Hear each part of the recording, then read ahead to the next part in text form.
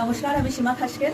আমি অনেক দিন ধরে ওয়েট করে বার্মিজ বাহারে আমার এক বন্ধুর সাথে খেতে এসেছি এবং মনে খুব একটা কিউরিওসিটি ছিল সেটা বার্মিজ ফুড কিরকম খেতে হয়, কারণ ওয়েস্ট বেঙ্গল, কলকাতা এবং স্পেসিফিক্যালি বারাসাতে এরকম আউট অফ দ্য প্লেট একটা অন্য ধরনের কুইজিনকে পাওয়া যাবে এই এক্সপেকটেশনটা খুব কম ছিল। এবং এত বছর ধরে বার্মিজ বাহার এখানে এক্সিস্ট করছে সাকসেসফুলি, তার রহস্য হচ্ছে এখানকার রান্না।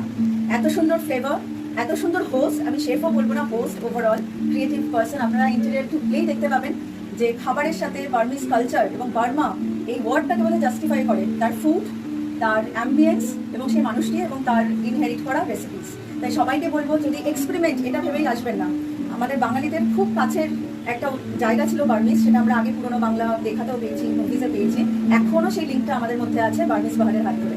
এবং খেতে এলে বাঙালি টেস্ট প্যালেটের সঙ্গে এই বার্মিজ ফুড কোনো জায়গায় কন্ট্রাডিকশন তো করবে না, ভীষণভাবে এনরিচ করবে আমাদের টেস্ট প্যালেটকে, এইটুকু কথা দিতে পারি। সবাই প্লিজ আসবেন। Thank you.